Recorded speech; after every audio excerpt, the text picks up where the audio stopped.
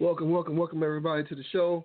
West Coast Wolf, your host, coming to you another episode. Tonight we're going to talk about the first presidential debate recap: Donald Trump versus Hillary Clinton. And let me tell you, what a clown show it was. I'm sorry. I was thinking I was going to get a lot more out of it.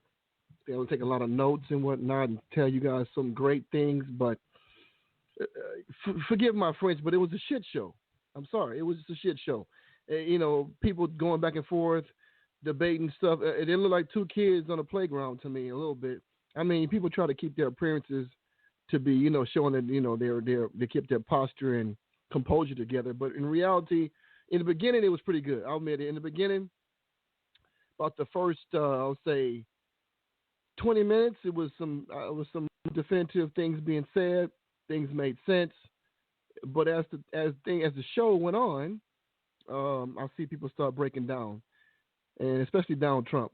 Donald Trump, in my opinion, he had Hillary on the run at first. She was off balance and whatnot, especially talking about the trade agreements with her husband and whatnot, and things he did with the NAFTA trade agreement. And for those of you who don't know, the NAFTA agreements with Canada and Mexico, I think it stands for the North American Fair Trade Agreement. It has to do a lot with the goods we have. Now, I did some research on a little bit before the show just to refresh my memory.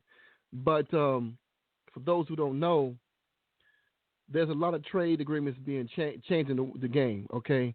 The NAFTA agreement, it uses 60% of Mexico and Canada's imports and puts a label on it as American stuff. So, for example, it's like this. We'll use their trade, we'll use their materials, and we'll put a stamp of America on it. So, yes, it helps us in a way, I guess, to show that we're doing well. But in reality, if you're getting 60% of your goods from Mexico and Canada, how well are you really doing? So, a lot of people don't know, in this new trade agreement with the TPP, I think it's called a Transatlantic Partnership Agreement, something like that, TPP. But anyway, basically it does the same thing. It just adds more countries to the list. Obama said, yes, it's going to be good for us. And I see what he means by that. They're trying to sell this dream that America is doing okay. America's not doing okay. I don't care who you talk to. We're not doing okay. Everywhere I go, I'm seeing more and more tent cities popping up. So how great are we doing right now, really? So they slap these agreements together, these trade agreements together, and say, yeah, we're going to do better as a country. Well, let me just think about this for a minute. If you're taking your information and you're stamping America, like, for example, let's say I go out here and I want to go out and buy a car, okay? A lot of people don't know, like the Nissan Altima is made in Mexico, okay? But Nissan is a Japanese company, apparently, right? An Asian company. So let's just say I go out and make a product. Let me give you an example, something to make sure everybody understands. I go out and, okay, let's just say I make bikes, something simple. I make bikes, right? I'm American in the United States of America. I'm American here, and I make bikes. But my materials come from Mexico and Canada. So what they do, they send me the materials that I need. It gets here, it's my company. I put my stamp on it, America, made in America. Now, take away those two components from Mexico and Canada, and what do you have? Me, without making any real materials, I have a shadow or a shell company with no materials or very little limited things coming from me. Let's say I may have the tires, I may have the rims, but the frame of it the actual frame comes from Mexico. And let's just say the handlebars come from Canada. So that's a major part of my whole entire business, okay? Because without the frame and the handlebars, you ain't going to. All I got is tires and rims. So if you think about that for a minute, if you do that, how great are you really doing if they decide to walk away from an agreement? So they have some type of agreement with them. So they have what Bill Clinton did, this North American Fair Trade Agreement, the NAFTA agreement. So actually he was slamming her pretty good. Donald Trump was slamming Hillary pretty good on that. But you noticed, this is what I don't like about Hillary. And I know people love and support Hillary. I know I get it. But I can see through liars, man. And you watching people on TV, I watch the debate very intently. Hillary is a class act as far as she's a total politician. It's true. Donald Trump, He's not so good at that. He's having his own way too much. But I just watched her. She said that, you know what? I think things are pretty good in my husband's tenure as a president. We had jobs, we had this, and we had that. Yeah, it seemed to be good. The economy seemed to be pretty well. He came out, he balanced the budget. That's great, but what did it cost us? Look at we're what 20 years later. What did it really cost us for that trade agreement? You know, but you know what? You can't always fix the problems of America by the next president. You just can't do it all the time because these fools have already messed things up, and they're being held accountable by the global elite who run the country. So Bill, he was pushed probably to sign that bill with some support from his, you know, the shadowy government that runs things, the corporatists and the elite people who run the world. So he signed that agreement, right? 20 years later, look at us now. Look at all the jobs we lost. Look at all the revenue we lost. Yeah, the corporate people are doing great. They're making all the money because they own the companies. But for the little man, we're out here struggling. Tents popping up everywhere. I see a tent on every few blocks you see somebody in a tent under the freeway or something. It's just sad to see that. But so the NAFTA agreement that he signed, talking about that Donald was talking about, he said it was the worst thing that happened to America. Now, you know what? He may not be too far off on that one.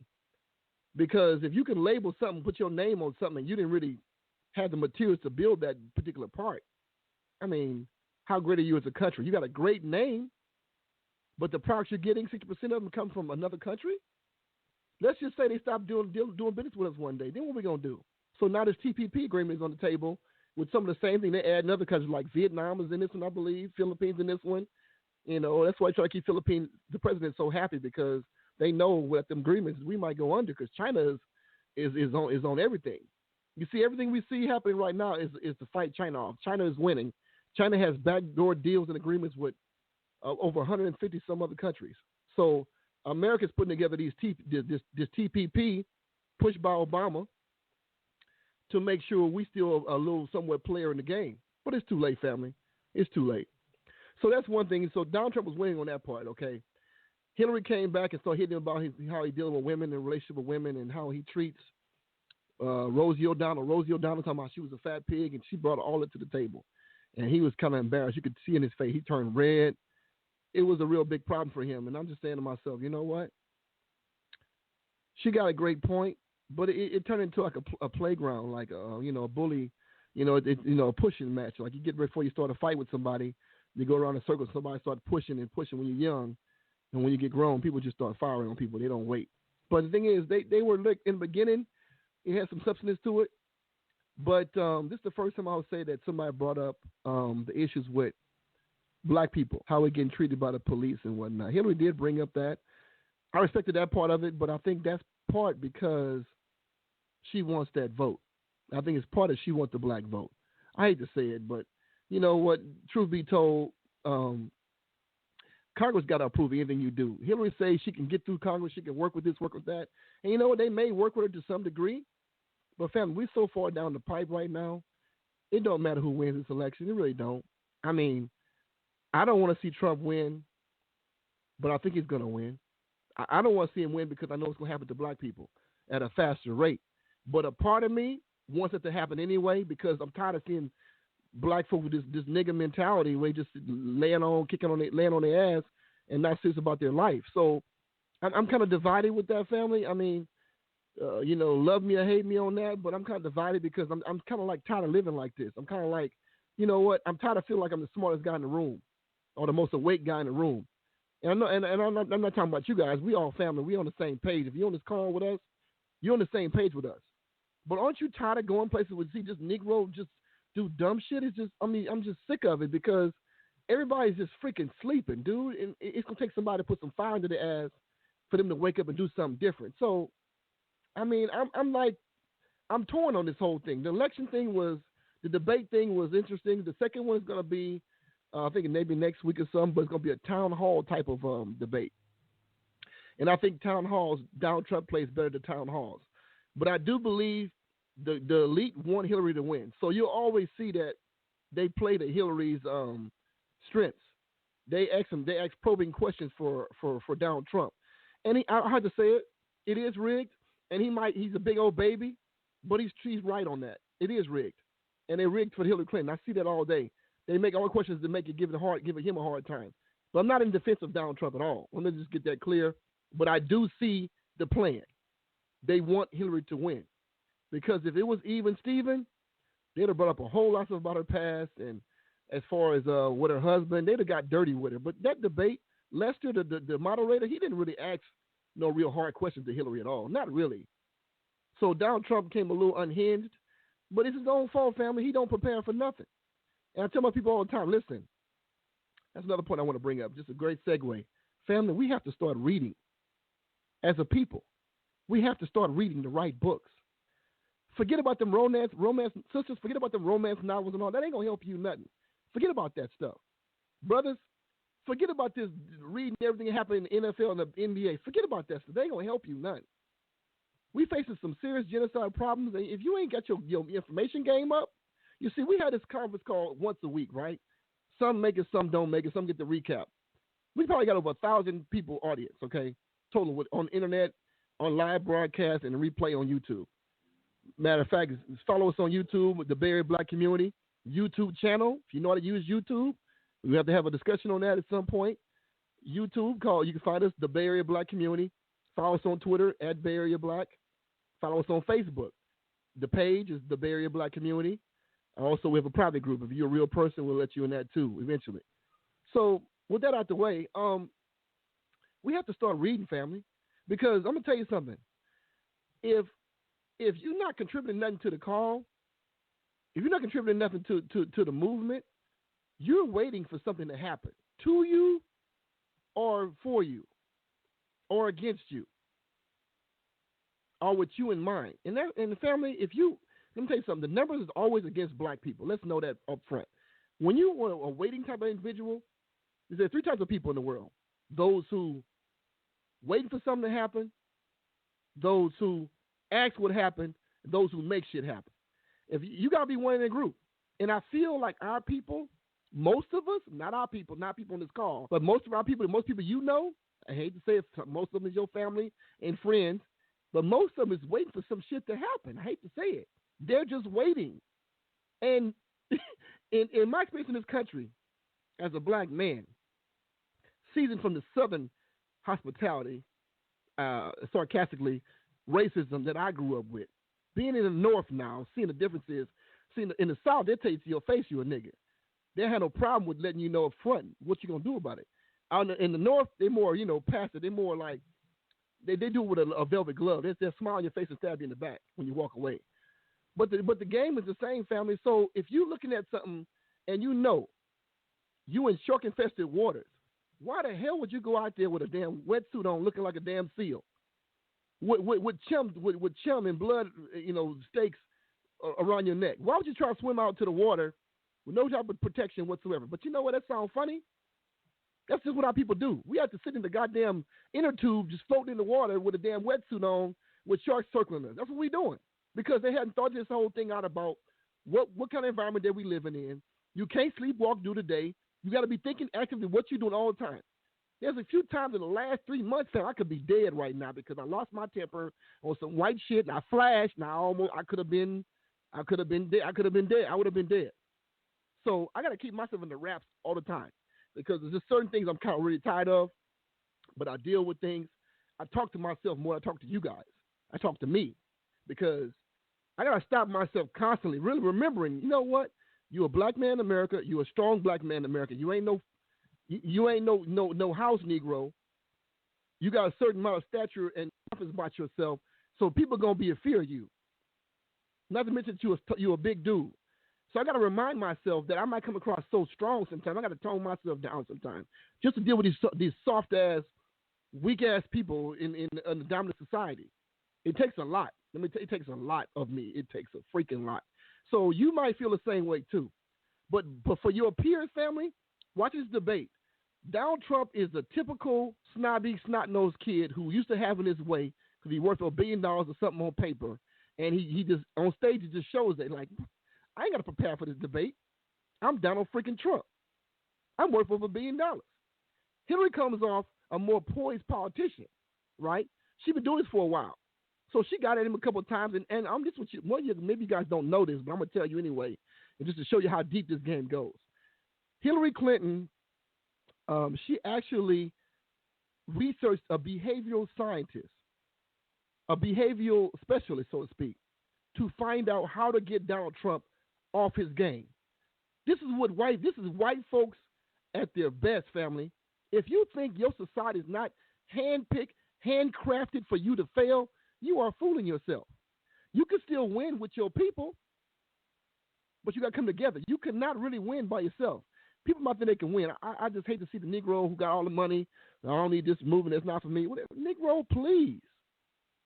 If you only knew. See, Bill Cosby had to find out this hard way. He went his whole entire young life making a lot of money, screwing a lot of white women, getting high with them until he got to be asking for NBC and wanted to buy them. He worth over $500 million at the time. OJ found the hard way too. When was Negroes learn? Just because you got money don't mean you ain't a nigga to them. And it might not get you when they're young. You might enjoy your whole young life. But when you get to be older and they say, wait a minute, this nigga got too much money to pass on. He's a wealth generator. We got to stop him. We got to destroy him. If not physically kill him, we got to destroy his image. And that's what they're doing to Bill Cosby ass right now. So I'm just going to show you, family, you cannot live in this world as a black person, strong black person, and walk with your damn blinders on. You cannot do that. Some of you cats got money, some don't. Some on the way to making money. But anybody you know, I got Negroes as friends that's millionaire. I look at him like, boy, this Negro, he think he better than us. I thought he think he better. He talk the talk, all that stuff, but he ain't thought about, Negro, you still black. When this shit pop off in this country, millionaire or not, matter of fact, they might come get y'all first. For anybody here in this call who got a lot of money, you might be on the list first, bruh. You the big house in the corner, or wherever you live, they know who there. They know who you live. They know where you there. Because one thing about white folks' family, they make it their business to know you're a black man in their neighborhood. Oh, how are you doing? Nosy. So what do you do for a living? They make it their business to know that.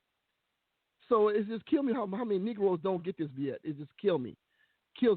So anyway, the debate. So basically they was going at it. Okay. In the beginning, Trump was winning. Talked about the trade agreement with her husband. She backed her husband up, Bill. And Bill made a lot of mistakes. He talked about how she was called a super predator, and she kind of looked at him. She didn't say nothing about it. She was smart though. Hillary is smart.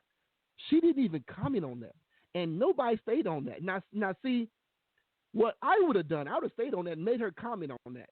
I'd have created a discussion on that, but no, he let it go. He missed a lot of good points to get on Hillary about, but he just kind of let it go.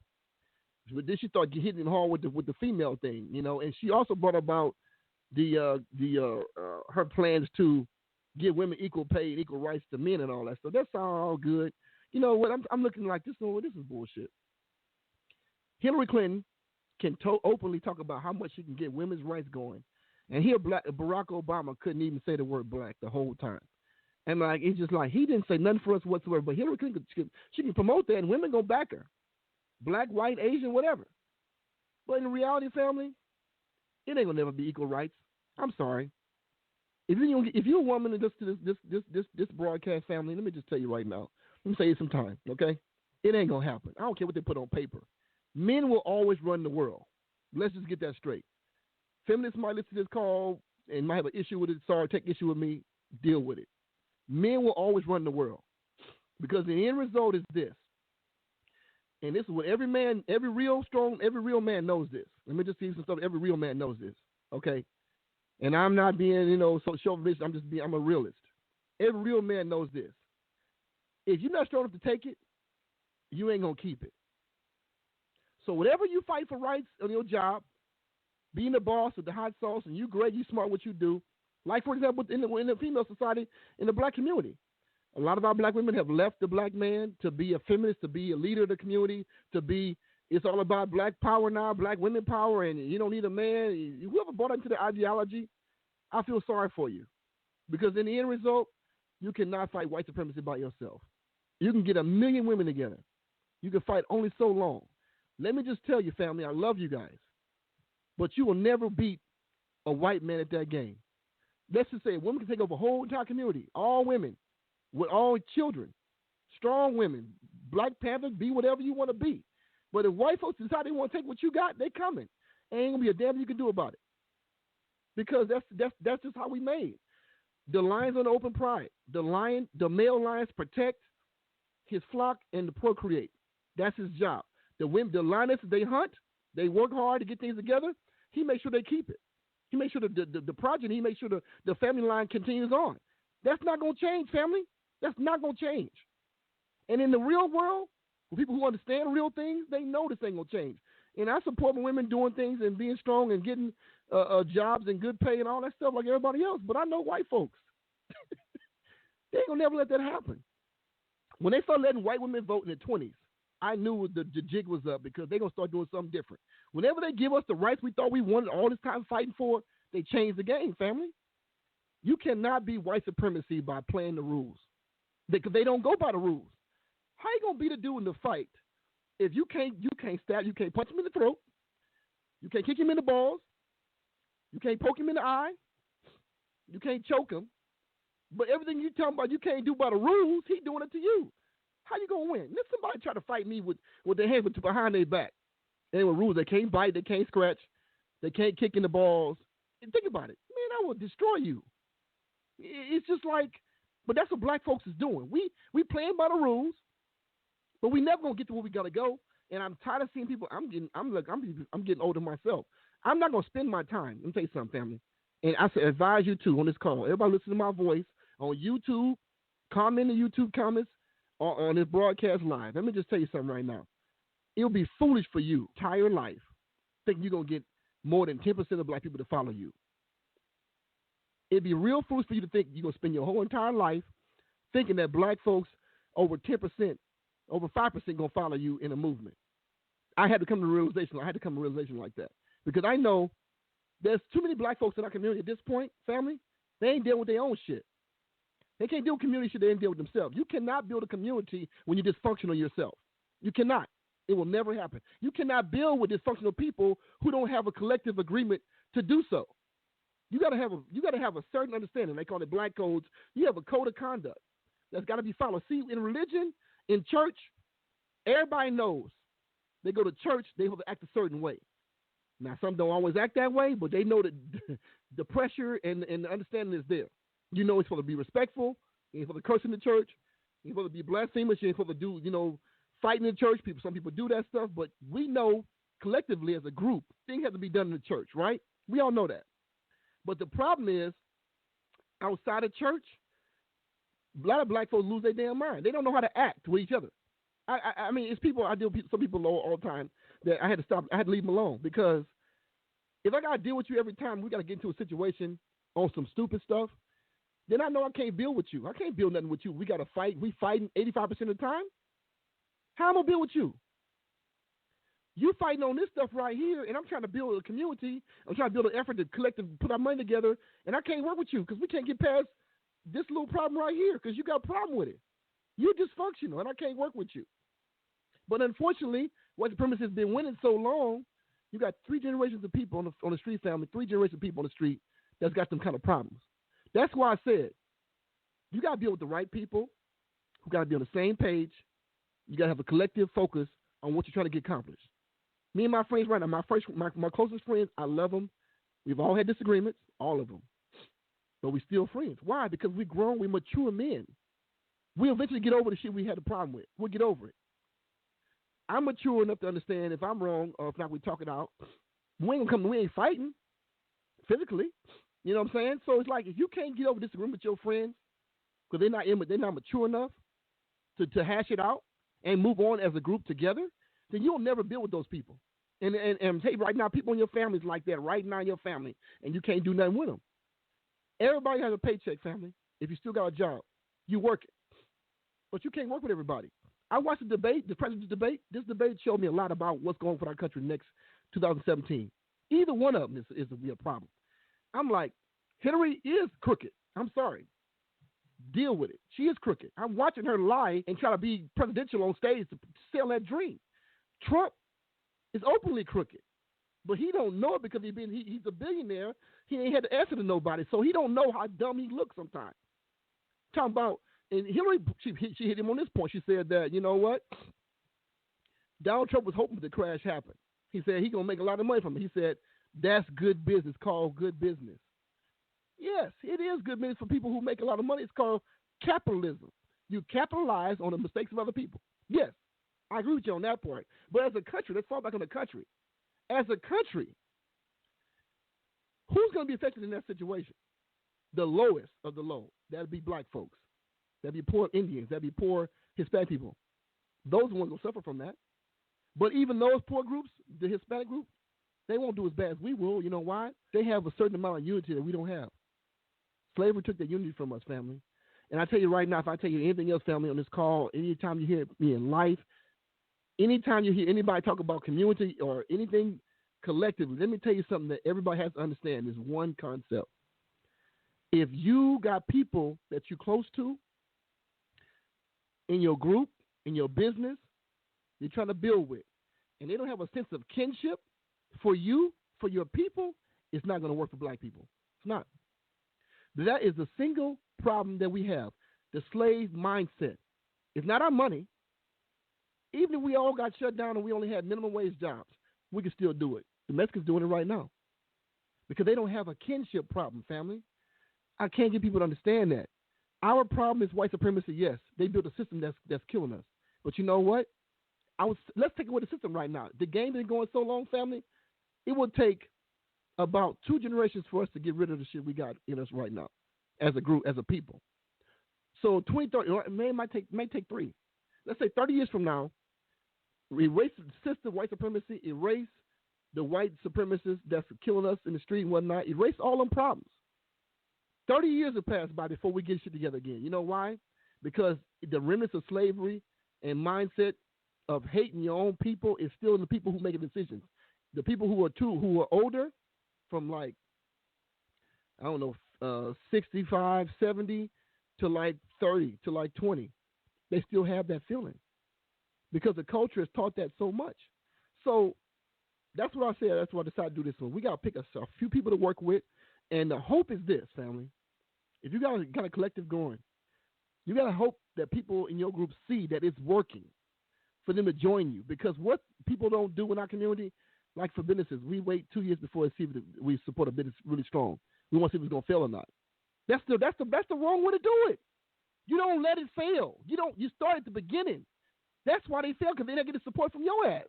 That's why they fail. Don't wait for them to fall. Then you're going to show up. Oh, it didn't work. We got enough of that already. So all that slave shit got to die off first. So I told myself, you are a fool to spend your entire life trying to get everybody to roll with you on just logical kinship type stuff, because it ain't going to happen. The damage is too deep. We never got no therapy. And folks, is so dangerous, so arrogant, so foolish, so stupid that they will just fight you all day. And the energy it takes to do all that, family, nobody can deal with that every day. Nobody can do it every day. So when I got this election, family, I said, we in some serious trouble, family. And I hate to say it, I never seen an election like this before. It was literally a shit show. I've never seen the most disgusting election like this. It's, at least they've been presidential on both sides. I've never seen have an election. It's like I'm watching now when we come to. It's beginning to show that we are living in a reality show in America. One big-ass reality show. You can't get our young people to listen to us without some drama in it. You can't get our old people to listen to us without some drama in it. And everybody's watching drama-fed shows on TV. Sisters love Scandal. Scandal is the worst program on TV for black people. The worst. Well, a strong black woman, supposedly, allegedly, is sleeping with the white man, and she got a husband. And everybody give her respect for it because she got power moves, she's seductive, she's mystical or whatever. That's foolish. I listen to people play basketball across the street. The black kids on the street like, come on, fuck him, that you pussy, you hella weak, you dumb. I'm like, wow. Listen to our kids talk about each other like this on the basketball court. It just saddened me. It's like, you know what? We gotta stop preaching this hate stuff. We gotta stop a lot of stuff, family, in the community. And the civil rights movement is dead now, family. We got cultural problems now. People think, I talk to some white people and they don't know. I don't flash on them, but they say, yeah, I was over there. It was so ghetto, And and they interchange ghetto with black neighborhoods. It's automatically considered ghetto in their mind. If it's black, it's ghetto because every time you go to a black neighborhood, it looks like it's a rundown. For the most part, unless you're in Atlanta or something, but for the most part, that's what you see. So serious trouble, family. We're in some serious trouble. I watched this debate. Hillary Clinton made some good points, but you know what? It's all talk because in reality is this. And you know what I'm noticing, family? The last times I've been watching the election for the last, really been following it closely since probably, I would say, who was before Barack? Yeah, I'll tell you what, be honest with you, I never followed the election before George Bush Jr., George W. Bush, not H. Bush, W. Bush messed up the country so bad around 9/11. I started following elections after that, okay? And to the point where I began to see the changes.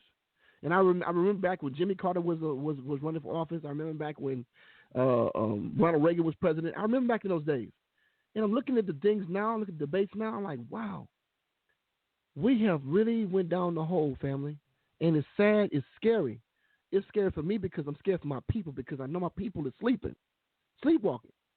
I'm not scared for me because I'm ready to deal with whatever comes down the pipe.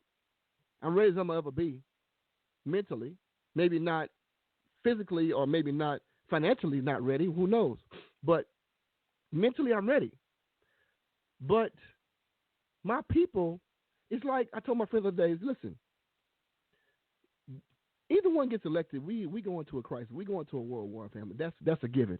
Hillary told me in so many words, talking about how we got to make Russia pay, and we got to make the ISIS people, we got to attack their leadership.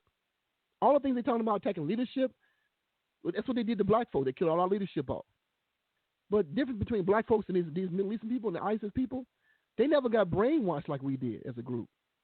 So you're going to have a harder time trying to stamp out an uprising against the third world countries when they never been brainwashed to be slaves. You see? Think about that for a minute. Black folks is brainwashed to be slaves in this country. So they're easy to beat down a slave who got strong body but weak mind. Easy to win. There's got people in prison right now, family, and I got this personal accounts. And even I watched this thing called Lockup, right? And it talked about these young men getting out of YA, Youth Authority, and going to prison and whatnot. And it's talking about how some guys, they real big and they strong, and the little guy is in there raping them. Now you ask yourself, how does a little guy rape a big, strong, burly bear type guy? Because he had a weak mind, family. Is that the size of the dog and the fight size of the fight and the dog? So I say it to tell you this. We got a lot of strong black men out here physically. But it's hard to find strong-minded that's balanced, not nigger shit. I'm talking about sound-minded strong men. It's hard to find those men who are strong physically and mentally. Sisters know what I'm talking about because some of y'all dated them.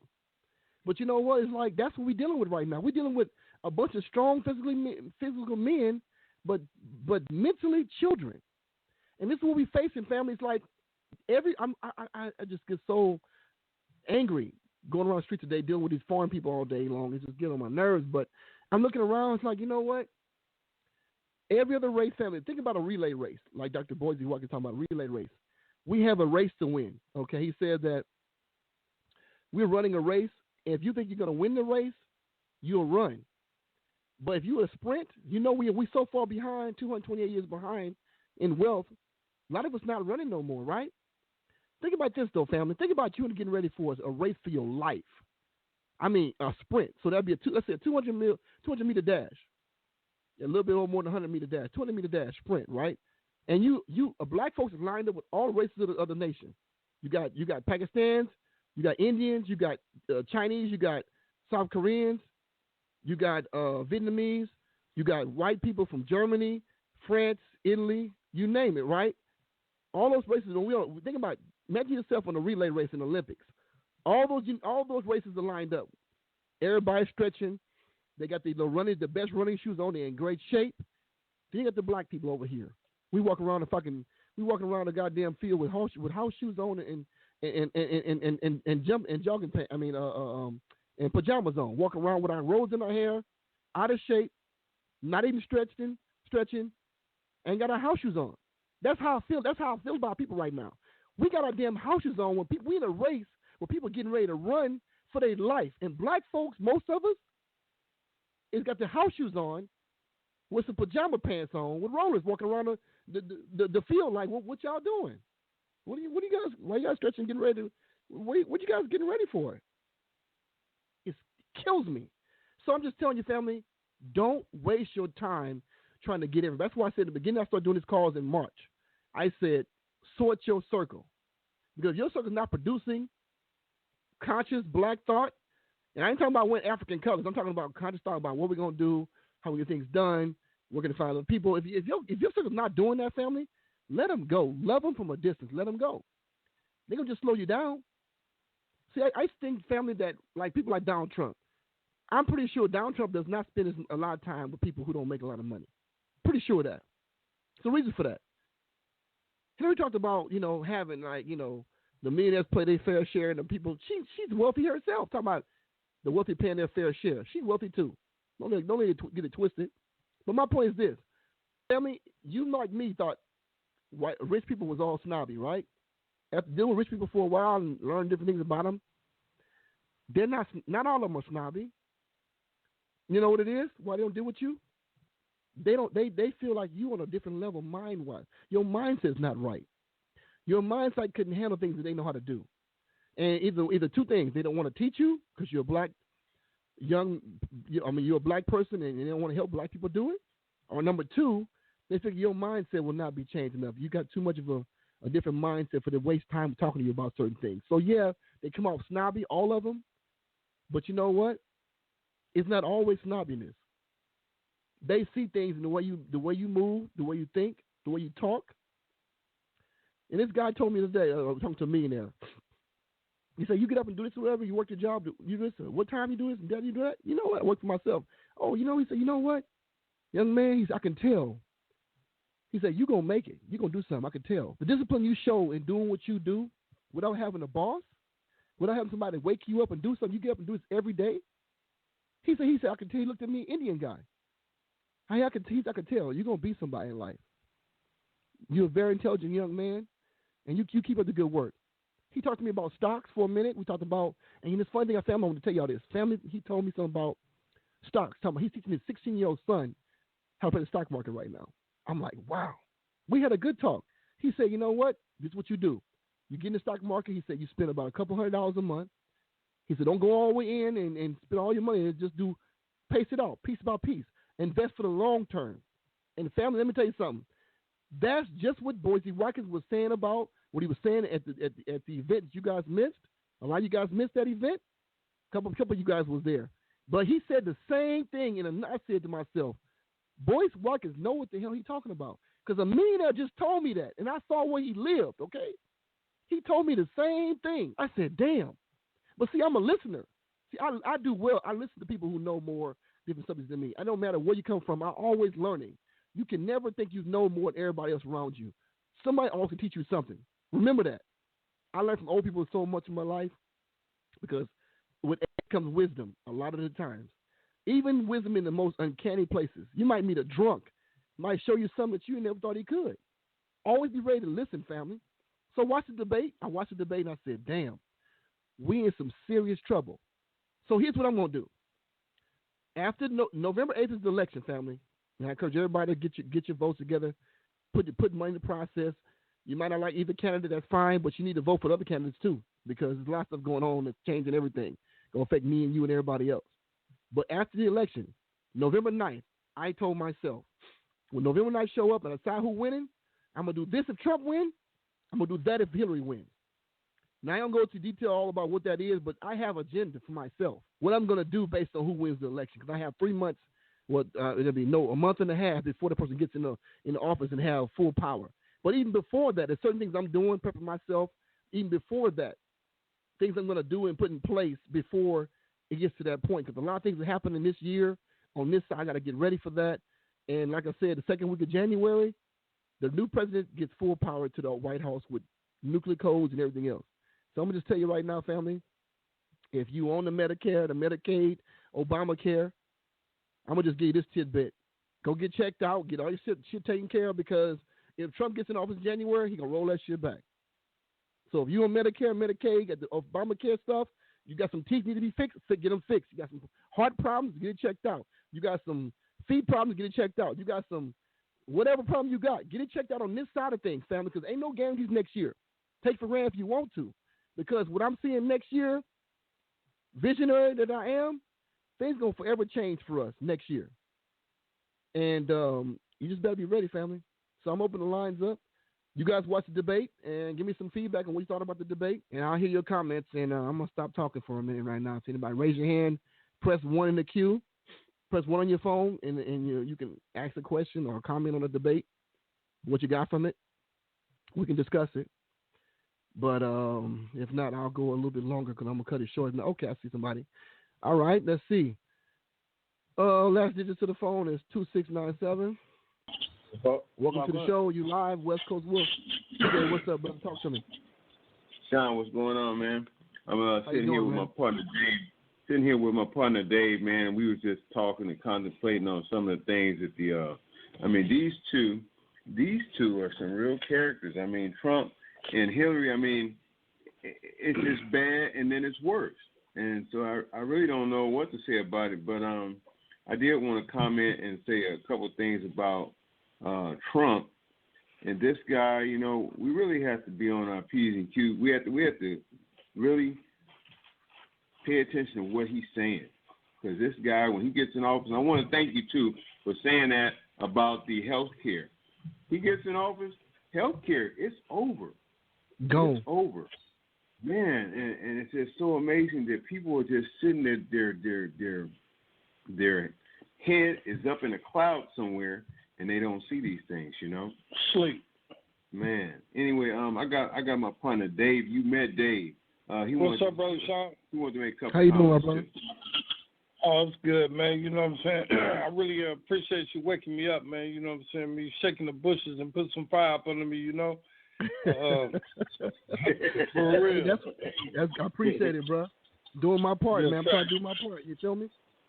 Yes, sir. Yes, sir. You know, it's I think we disenfranchise ourselves when we expect something from the slave master period. You know what I'm saying? Exactly. And you said something about the co-ops and us building within ourselves for ourselves. You know what I'm saying? And right. I came up with a landscaping service, but really it's a corporation, you know what I'm saying, called Genesis Corporation, Green Environmental Corporation, and building with the people that's disenfranchised, people that got records, people that got disabilities, you know what I'm saying, because a lot of our people sick from the oppression, you know what I'm saying? So that's right.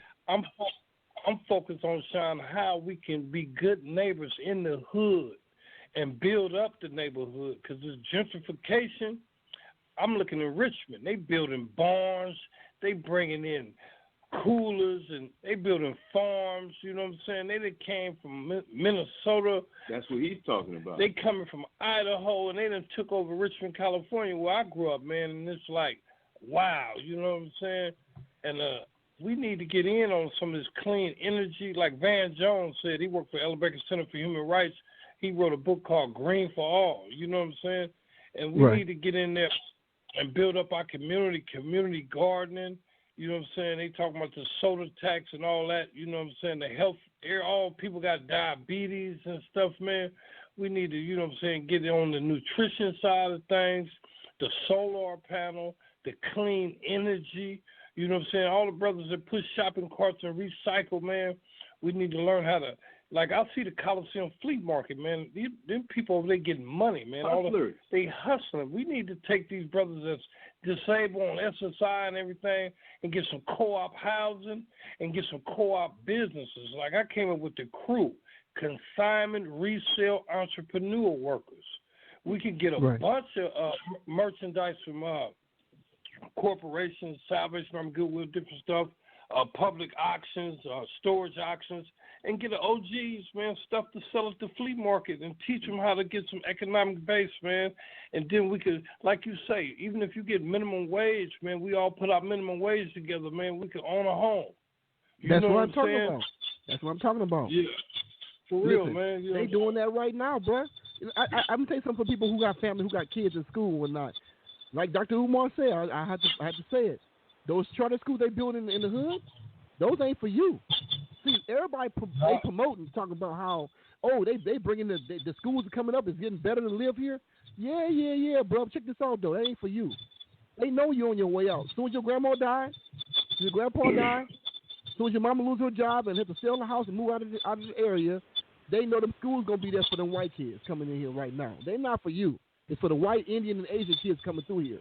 Trust me, that ain't for you. Anything you see new in the hood, bro, if it ain't black owned and black run, like our soul food kitchens and stuff like that, trust me, that's for the next generation of people gonna be here 10 years from now, 5 years from now when you gone. Hey, so John. I wish black folks would be saying like they get so comfortable. It's finally getting better to live here. No, bro. No, sister. That's not for your people. Well, if you want to say for your people, go to Antioch, go to Bay Point, go to Stockton, where there ain't no real corporate jobs going. That's for you over there. Find out look, here's what you find out. Find out where the police are hiring. Okay? Find out where the police are hiring entry level for little or no education. That's where you're going.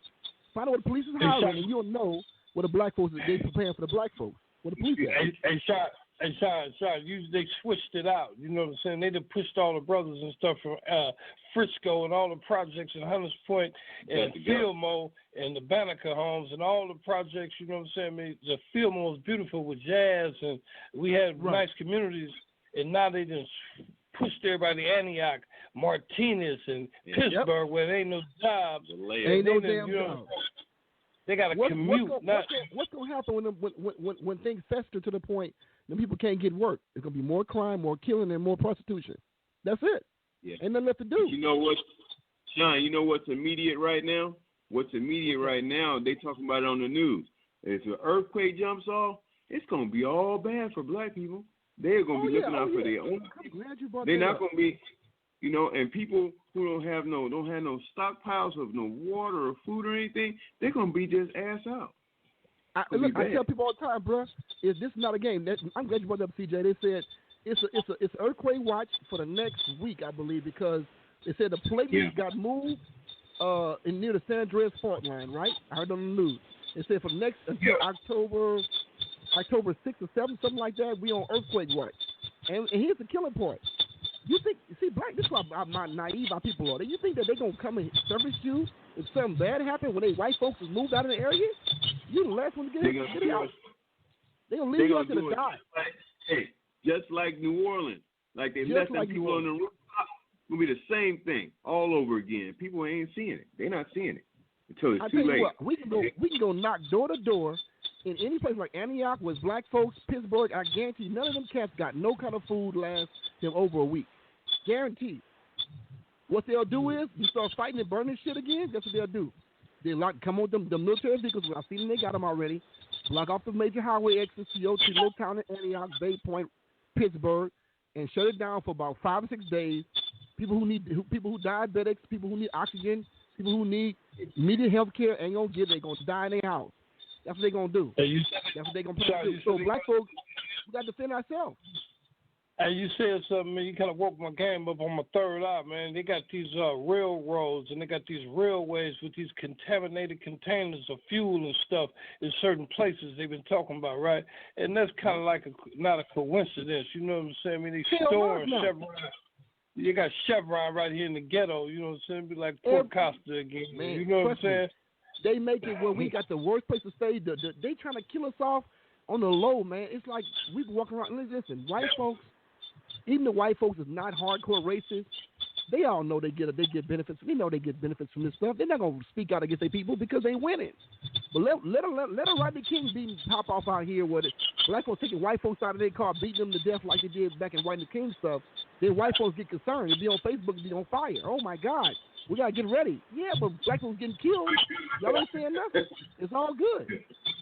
Somebody get ready to go inside your white head.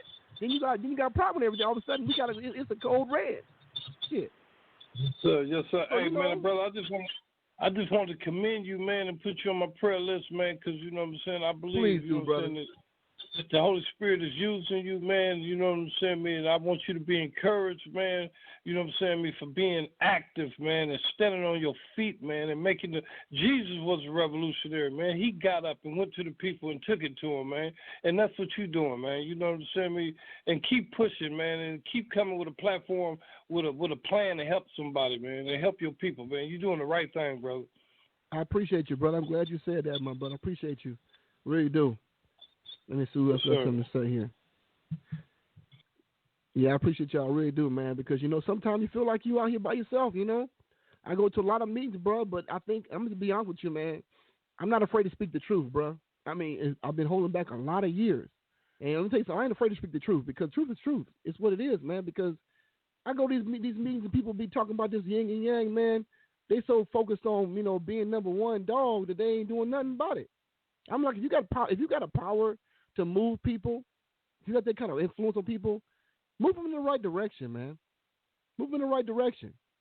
Don't waste time, man. I mean, I don't know about you guys, but I watched my elders grow up with me. As a child, I watched them when they was 20s, 30s, 40s, 50s, 60s, 70s, 80s now. I'm not trying to be them. You know what I mean?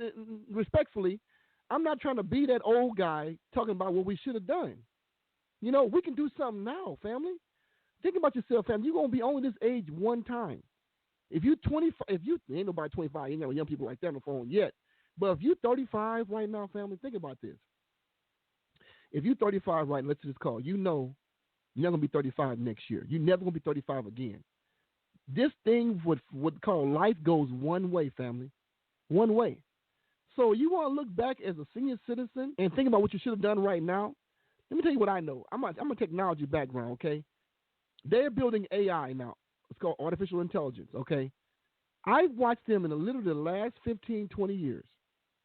I've watched people go from the tech booms in the 90s where you have support jobs and you know how to work on computers and network them and support them, which is where I came in. I did those things. I got in late. 2001 happened. The world trade went down, killed all the jobs. Everybody got laid off, including me, out of school. I was good at what I did, though. So I got in technology, which was a blessing to me because it kept me working through the whole entire time that the September 11 crisis crashed for the next 10 years. I was working steadily. Well, a lot of people didn't have jobs, so I was blessed in that area. Because I had technology background, and I was really damn good at what I did because for a black man to be in technology, you better be good because they ain't going to give you nothing extra. So I was really damn good. So I help people now because of my technology background. But let me say, that's the 90s, right? So the 90s passed, the boom, bust, gone. Now they went from supporting computers and building them, supporting them, and networking them. Now the big push now coming back 20 years later is to program them. Now programming them, they want people with college degrees or go to some school. You got to know a lot of stuff about computers and stuff. And black folks, for the most part, we ain't nowhere near that. We was barely on the networking computer support side for most of us. Because to this day, in my circle, nobody knows computers more than me. In my circle, to this day, I'm the number one support person in the computer field in my circle of people. And that's in the last 20, 30 years. I have not met another black man or black woman better than me in what I did that was in my circle. Now, I'm sure they're out there. I'm just saying I didn't make none. And I was pretty damn good at what I did. And I was number one at my job for a long time. Matter of fact, when I left that job, I was number one highest paid technician in that job. But that's another story.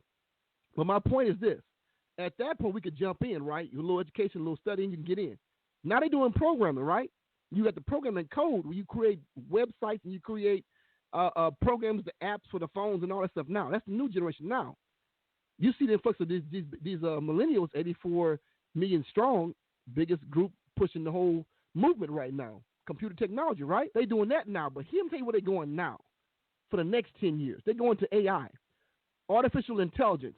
Now, if your job was not removed from you and you people you loved and knew about, trusted, whatever, in the 2010 and forward, or 2005 and forward to this present day, in the programming computer industry, replaced a lot of jobs because it's more efficient now to do certain things, and codes and apps are doing things people we used to do. If that didn't get you there, they damn gonna get you the next move will be AI. They're gonna get you there, fam. They're gonna get all of us there if we ain't moving yet.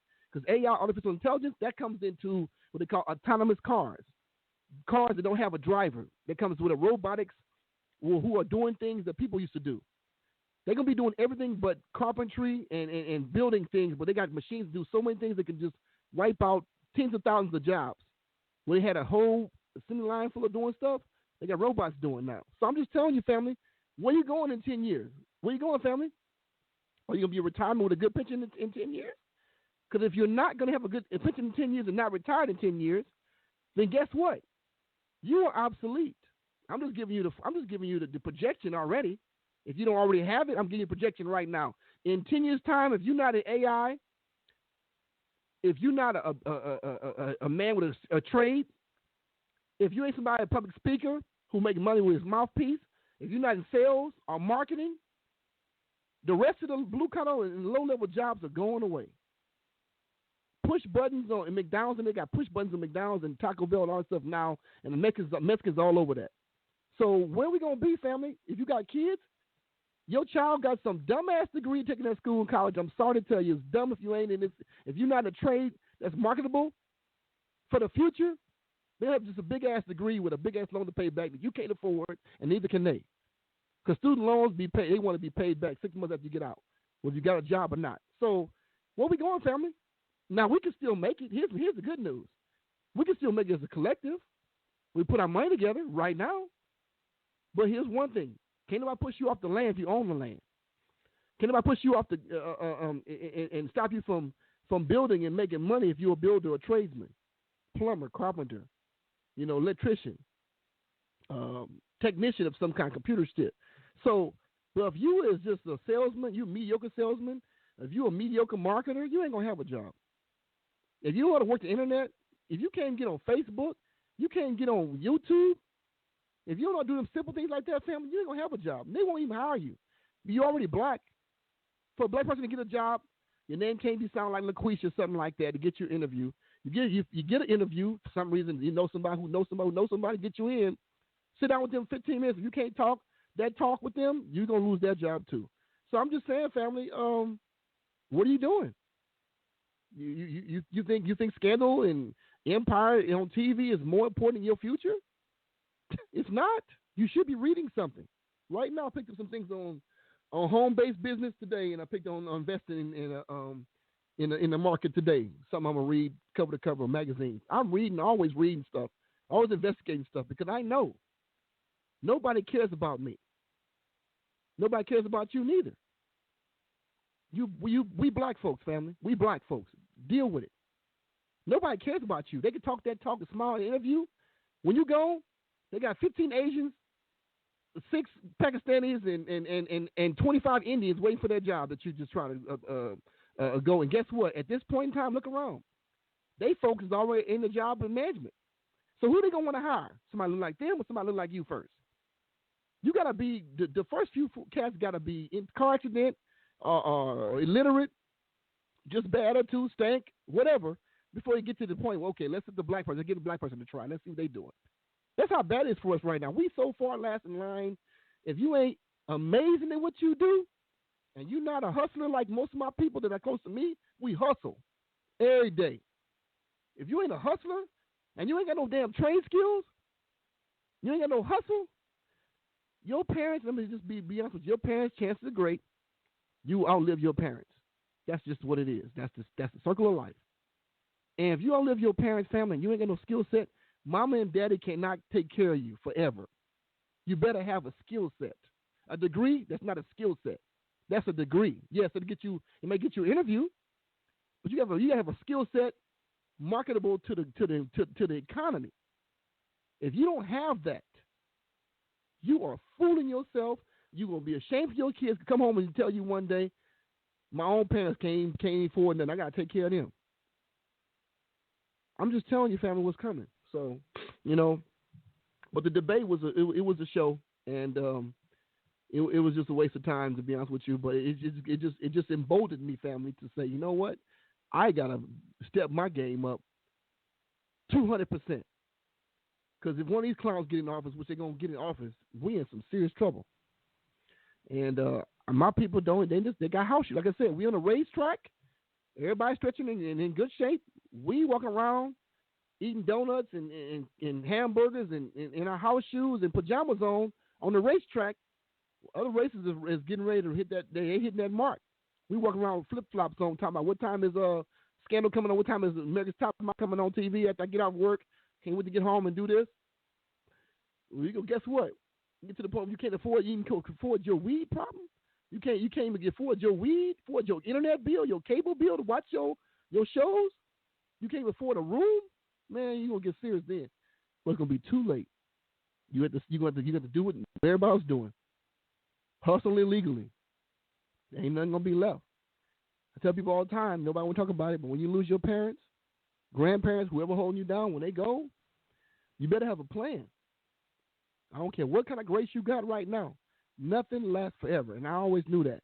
Nothing good lasts forever if you're constantly always hustling, trying to make things happen for you and your family. Always hustling, trying to get the next thing done. You start getting complacent and start waiting, you're going to fall at the box. You're going to be in one of them tents on the bottom freeway like everybody else is right now. So that's my message tonight, family. If anybody got to say after that, I'm going to call it a night for you guys. Think about that, what I just said to you. And we look forward to the next election.